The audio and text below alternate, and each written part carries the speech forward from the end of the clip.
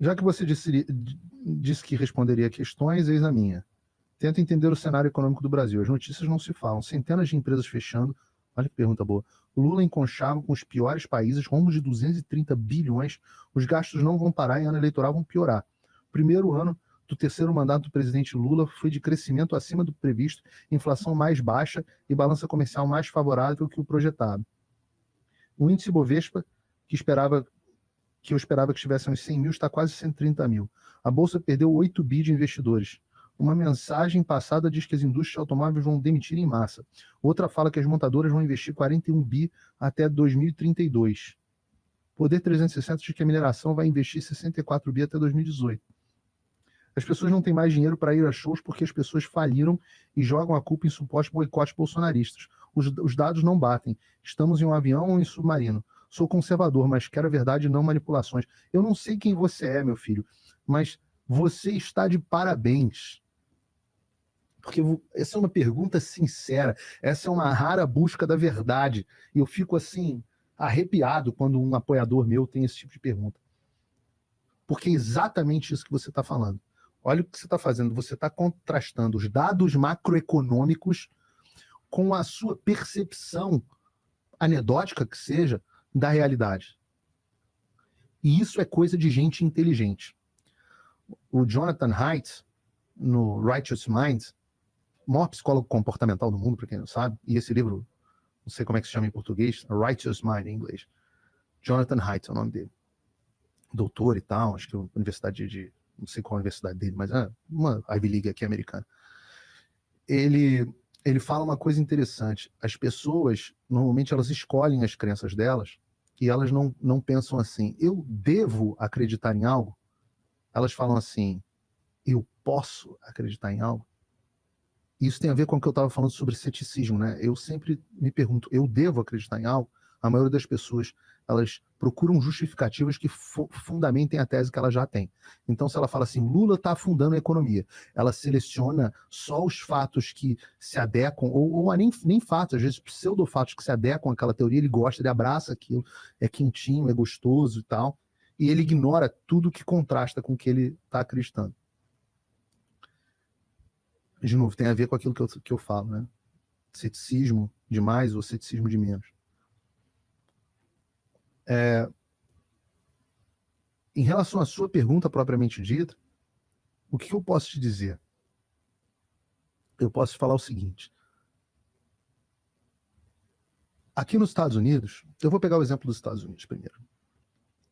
Aqui nos Estados Unidos, outro dia viralizou um vídeo do Guga Chakra, aquele descabeladinho lá da Globo News, falando que, poxa, os Estados Unidos estão com o menor desemprego desde a Segunda Guerra Mundial, sei lá. Crescimento, o país vai crescer 3%, o país vai crescer 3%. Porque ele falou de desemprego, crescimento da inflação, a inflação já está em níveis controlados também, aí baixa na faixa de 3%, 4%, melhor índice de inflação. E as pessoas mandaram para mim e falaram assim, porra, Paulo, você viu? O Google é muito mentiroso, né? Aí eu virei e falei assim, cara, não. Tudo que ele está falando é verdade. A pessoa fala assim, porra, mas peraí, então a economia americana está indo bem? Aí eu falo assim, cara, de acordo com os indicadores macroeconômicos, a economia americana está indo muito bem. O que faltou dizer? Faltou dizer que alguma coisa como 7 em cada 10 americanos acham que a economia está indo mal. E isso é absolutamente mind-blowing, como a gente diz em inglês. Peraí, todos os dados macroeconômicos estão espetaculares. Eu acabei de ver uma notícia aqui antes de ir para o ar, fechei aqui, que a balança comercial dos Estados Unidos está com o menor déficit em não sei quantos anos. Todos os dados macroeconômicos americanos estão maravilhosos. E, no entanto, eu digo para vocês, não tem uma pessoa que eu converse aqui que acha que a economia está bem. Você quer ver? Justin, do you think the US economy is doing well or not so well? Perguntei aqui pro Justin. Não.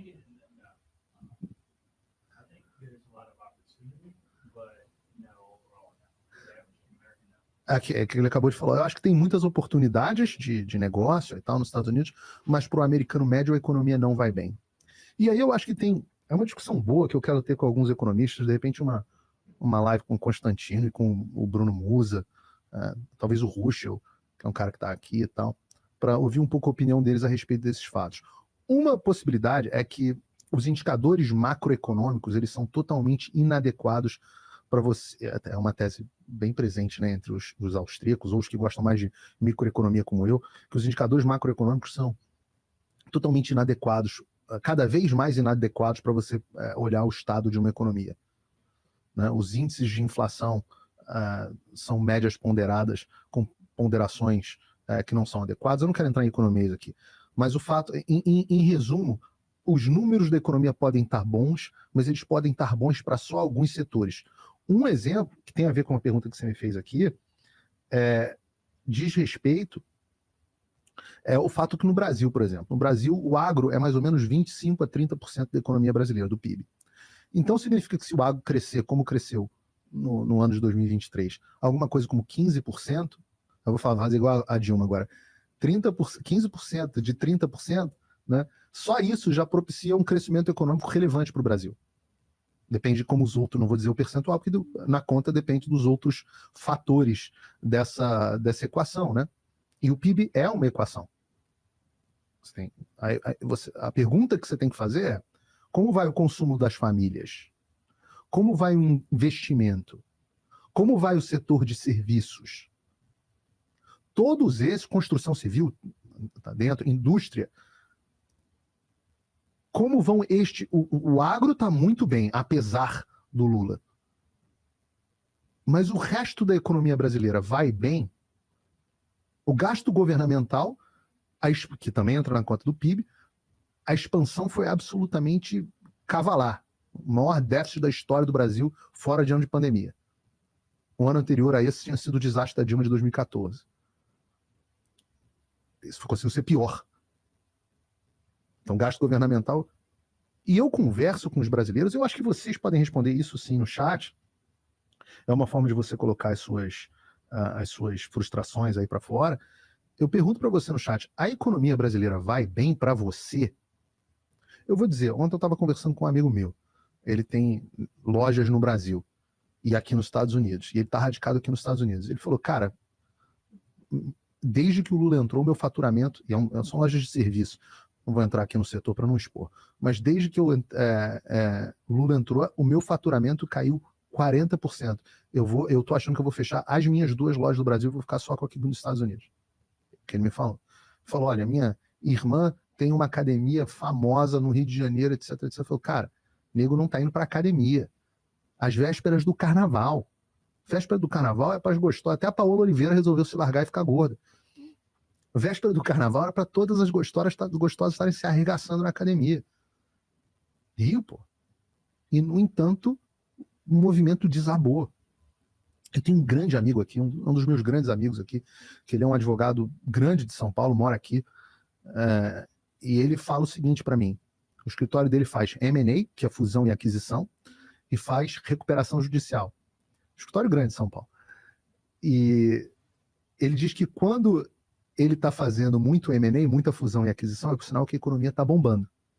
E quando ele está fazendo muito RJ, recuperação judicial, é sinal que a economia está afundando. E ele diz, cara, só tenho feito RJ.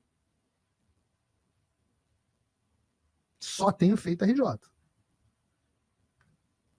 Eu digo para vocês, eu vou falar a verdade aqui para vocês, eu não tenho por que mentir. O meu faturamento, quando eu estava sem nenhuma rede social, do lançamento do Fim da América, acho que eu lancei em abril e depois em novembro.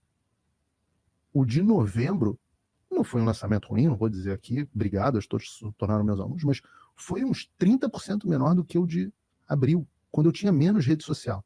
Claro que eu ainda estou muito prejudicado, porque eu não consigo divulgar o lançamento dos meus cursos. Com as redes sociais bloqueadas, mas eu já arrumei outros canais, tinha mais oportunidades de divulgação em novembro e tive consideravelmente menos vendas. Eu converso com todos os meus amigos empresários, do setor de serviços e eles estão dizendo que a coisa vai mal. Posto isso, eu acho que Bolsa de Valores tem mais a ver com liquidez e taxa de juros, menos a ver com qualidade da economia, e a curva da taxa de juros é decrescente.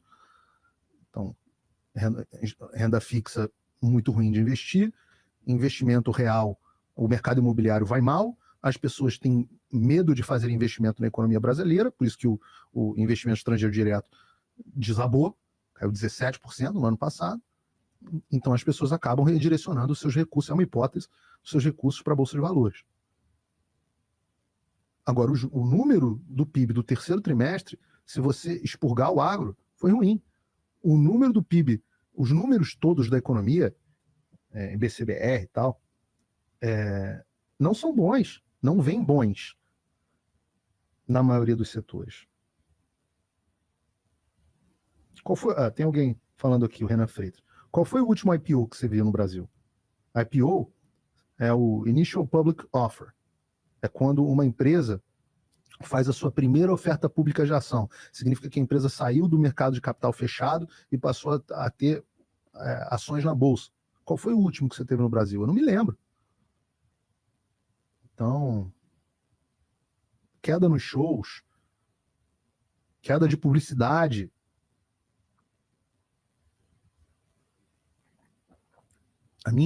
Resposta para você, a minha sensação é de que a economia não vai bem. E eu não acho que isso seja uma questão de viés de confirmação. Mas eu estou curioso para olhar como os números macroeconômicos se representam.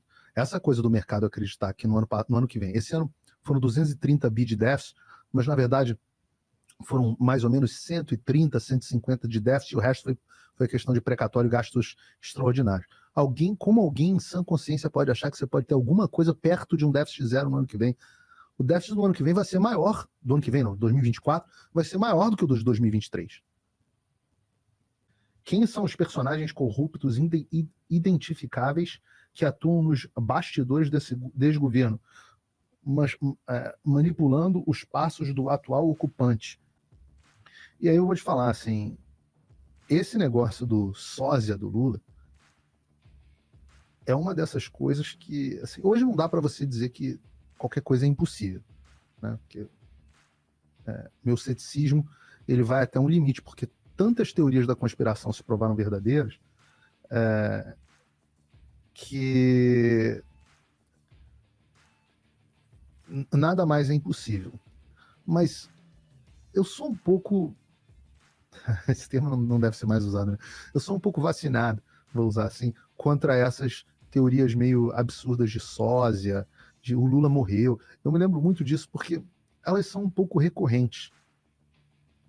Eu fui bastante cético em relação ao grau de demência do Joe Biden, e se fosse um sósia, já tinham substituído ele pelo sósia há muito tempo, porque tem até um filme assim, porque ele realmente está num grau de demência muito alto. Mas do Lula, cara, eu me lembro que no final do ano passado ficou um monte de... O Lula passou umas 2 ou 3 semanas sumido, e aí todo mundo ficava dizendo, o Lula tá com câncer, o Lula, na verdade, tá no Sírio-Libanês, tá no Albert Einstein, e não sei o que, circulavam, e as pessoas, eu vi, poxa, minha querida sogra acreditando nessa história, e eles falaram, não, com certeza, é um sósia. Não é um sósia nenhum. Pô, se fosse um sósia, não ia falar tanta besteira quanto esse fala. O sósia cachaceiro, igual o principal. Não tem, pô. Tem manipulação. O governo não. O governo, até porque é o governo autenticamente idêntico a tudo que a gente esperava. Quem esperava qualquer coisa diferente disso que está acontecendo do governo Lula estava de porra igual ao Lula. Pô, déficit de 230 bilhões. Surpresa? Pô, não. Tentativa de censura, perseguição política. Pô, eu antecipei tudo que ia acontecer, pelo amor de Deus. O sósia faz igualzinho, é a mesma coisa. Só porque você viu uma foto na internet que a orelha de um é assim, a orelha do outro é assim, pelo amor de Deus. Você também acredita em qualquer coisa.